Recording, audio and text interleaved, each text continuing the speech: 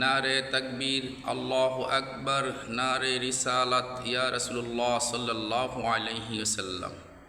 সম্মানিত তাওহীদি সুন্নি জামাতা, আপনারা অনেকেই অবগত আছেন যে আগামী কাল রোজ শনিবার সকাল 9 ঘটিকা থেকে শুরু, অর্থাৎ সরাদি উদ্যানে সুন্নি জামাআত, সকল ওলামায়ে কেরাম, পীর মাশায়েখ এবং সকল বক্তবিন্দু সকলেই ওই সরাদি উদ্যানে, অর্থাৎ ফিলিস্তিনের মুসলমানদের নির্যাতন যেমন বন্ধ হয় সে উদ্যোক্তা নিয়ে সকলেই কোরআন এবং হাদিস থেকে কথাবার্তা, কোরআন এবং হাদিস থেকে আলোচনা করবেন।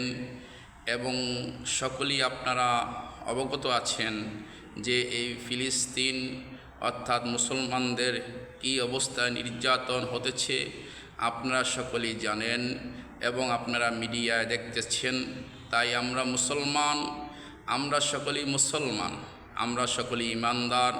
আসুন আমরা দল নির্বিশেষে আমরা সকলেই ঐক্য হয়ে মুসলমানদের পক্ষ হয়ে আমরা তৌহিদের অর্থাৎ কলেমার পতাকা হাতে নিয়ে আমরা সেই সরাদি উদ্যানে আমরা যেমন সকলে উপস্থিত হয়ে আমরা আল্লাহ পাকের দরবারে বলতে পারি যে আল্লাহ, আমরা বাংলার জমিন থেকে এরকম কিছু করতে পারি নাই, তবে আমরা এই বিধর্মীদের জন্য আমরা নিন্দা জানাই।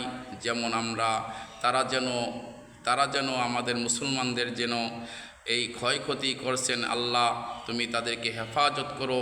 এই জন্য আল্লাহর দরবারে যেমন আমরা দোয়া করতে পারি, প্রার্থনা করতে পারি।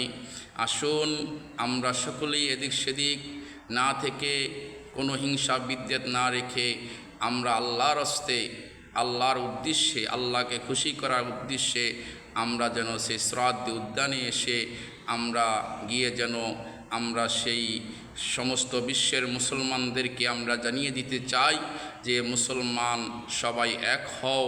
আমরা সকলেই ইমানের পতাকা হাতে নিয়ে আমরা ফিলিস্তিনের পক্ষ হয়ে, মুসলমানদের পক্ষ হয়ে আমরা দাবি জানাই যেন এই নির্যাতন বন্ধ হয়ে যায়।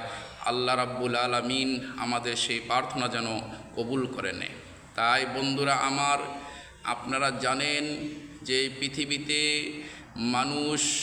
মানুষের জন্য দয়া থাকে, তবে মুসলমান তো এক মুসলমান আরেক মুসলমানের ভাইয়ের জন্য যদি কোনো অসুবিধা হয়, কোনো ক্ষয়ক্ষতি হয়, এই জন্য এক মুসলমান আরেক মুসলমানের জন্য দাঁড়াবে।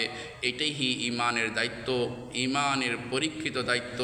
বন্ধুরা আমার, কেউ টাকা দিয়ে, কেউ শ্রম দিয়ে, কেউ অর্থ দিয়ে, যে যেভাবে পারেন আপনারা সরাদি উদ্যানে হাজির হওয়ার জন্য সকলকে অনুরোধ করেছি। কোনো দল নির্বিশেষে থাকার জন্য অনুরোধ করেছি। মনের মধ্যে কোনো রাগ গোসা কিছু নিয়েন না, আল্লাহকে উদ্দেশ্য করার উদ্দেশ্যে। বন্ধুরা আমার, এই পৃথিবীতে আমরা যাই আমল করি না কেন, একটা আমল দিয়ে আপনি যে জান্নাতে যাবেন এটা কোনো গ্যারান্টি নাই। তবে হ্যাঁ, আল্লাহ যেই কোনো উসিলায় আপনাকে জান্নাত দিবে। কিন্তু আমল যদি আপনি আমল দিয়ে অহংকার করেন, আমল দিয়ে বাহাদুরি করেন, কখনো জান্নাতে যেতে পারবেন না। আমল দিয়ে জান্নাতে যাওয়া যাবে না। তবে হ্যাঁ, আমল করতে হবে, কিন্তু আমলের পাশাপাশি আল্লাহর যে নৈকট্যের কাজগুলি, সেই কাজগুলি আমাদের মুসলমান হিসাবে করতে হবে। তাই আসুন আমরা এক ঐক্য জোটে আমরা সকলেই বলি তৌহিদের কলেমা হাতে নিয়ে যে আমরা যেন মুসলমানদের পক্ষে আমরা কাজ করতে পারি।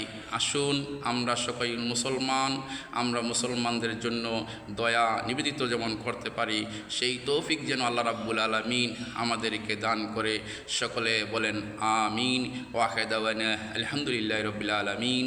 আসসালামু আলাইকুম ওয়া রাহমাতুল্লাহি তাআলা ওয়া বারাকাতুহু।